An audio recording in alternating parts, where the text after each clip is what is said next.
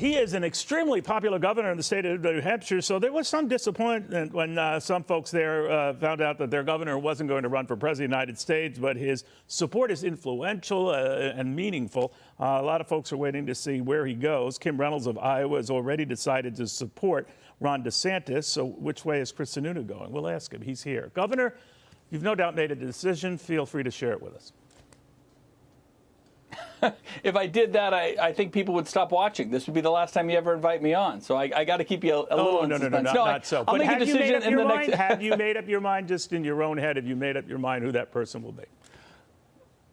Well, it's definitely one of the three governors. I have a couple conversations with all of them actually over the next week, and we'll make kind of a firm decision, in short order. And whatever I do, it's you put your name on a press release and say, here's the endorsement. That's worth nothing. Whoever we get behind, we're going to get behind strong, because I do think, especially in New Hampshire, there is a path to kind of break this assumption that Donald Trump is somehow just a preemptive nominee. He's not. Not at all. And most people really won't even decide who they're voting for till whether it's in the next couple of weeks or maybe even after Christmas, given that this entire campaign has moved so late. Are you influenced at all by the Kim Reynolds decision? The Iowa governor who supported Ron DeSantis hasn't helped him dramatically in the polls in that state. It's still Donald Trump's state to lose. And as you've often reminded me quite correctly, sir, that could change and polls do change. Your state is famous for that. But does it give you pause when it comes to Governor DeSantis?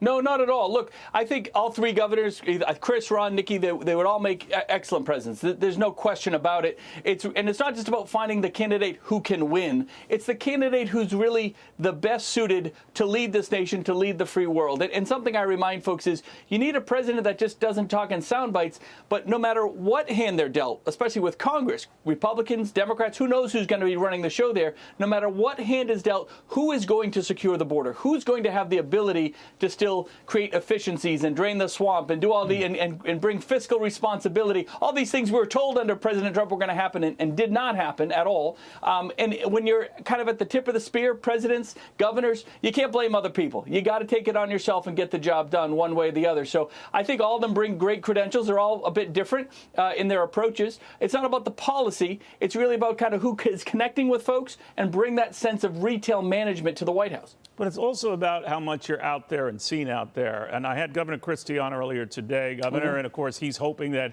and very confident he will make the cut for the University of Alabama debate on Wednesday. But there's still a possibility he won't. We'll know at 8 p.m. Eastern time tonight, 3.5 hours. If he doesn't, is that another reason for Chris Sununu to say, check him off my list?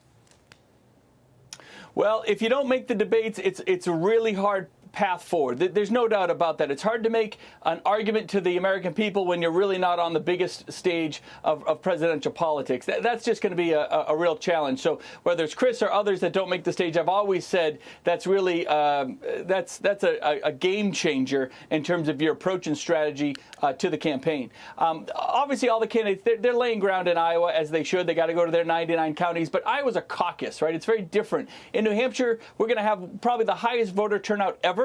The highest voter turnout across the country is likely what we'll see through the whole primary process. Folks are really getting engaged. You can't skip cities and towns. You can't just buy some media and hope it's going to work for you. You got to make that sell, if you will, on a one-on-one basis. Trump really isn't doing it. He flies in, he does a rally, he kind of drones on for 90 minutes about God knows what, and then he flies out. These other candidates are actually making connections and building relationships. That's not hurting him. And Chris Christie was sort of saying the same thing in these states where he's been ridiculed for doing that sort of thing. It's not hurting him one iota. In fact, his lead is as big as ever. Because I don't think the expectation has been there to do anything different as of yet. As these candidates lay a ground game, a lot of them haven't put a strong ground game. But you're seeing that now in New Hampshire. You're seeing more and more people do the door-to-door. They're getting on the phones. They're turning out the vote. It isn't who supports you. It's who actually turns out the vote within that supporting base. Trump isn't really going to do that. He's just going to rely on the earned media. And the argument that I've heard a lot of folks, even Trump folks, say, well, we supported him in 16, we support him in 20, but I need a president that can focus on inflation 120% of the time, not be distracted with legal issues. I need a president who can really focus and get border security done and not be distracted with the chaos that kind of he brings to the table. So we support him, but there's no path for him to actually do anything, right? They're not going to let him do anything. And there's too many fundamental issues hitting families at the kitchen table now, whether it's financial, energy, all these other things that become pressing. It doesn't matter if you elect somebody if they just have no ability to move the ball forward.